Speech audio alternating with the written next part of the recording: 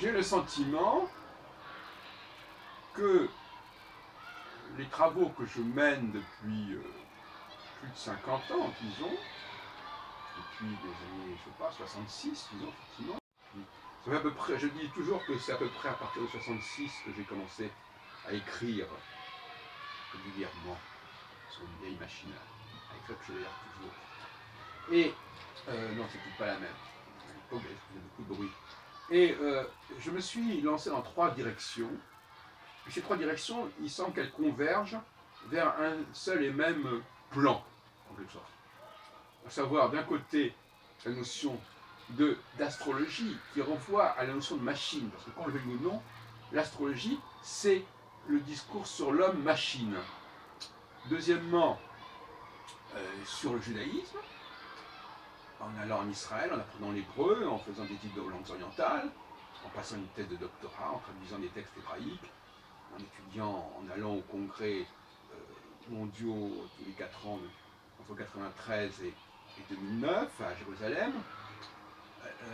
Et puis mes travaux de linguistique que j'ai menés à Lille et à Lille 3 et à Paris 5 sur les directions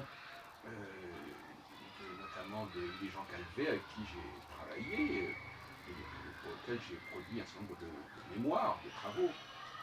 Voilà, donc tout ça, ça converge dans une théorie générale qui est, au fond, qu'il y a 3 grands angles à étudier.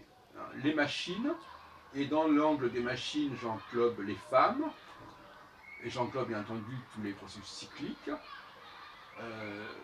En ce qui concerne le judaïsme, il y a toute une théologie, tout un discours sur les écritures, sur la signification notamment de la dialectique Elohim-Yahvé, etc.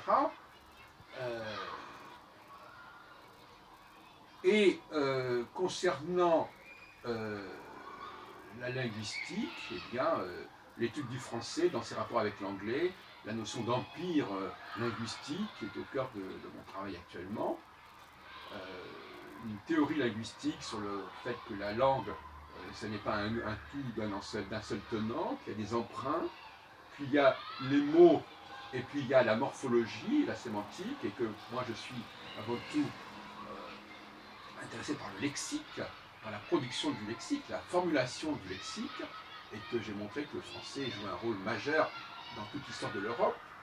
Voilà en gros les 3 grands axes que j'ai abordés conjointement et parallèlement, et qui aujourd'hui font l'objet d'un ouvrage que je devrais publier prochainement, qui englobe ces trois champs.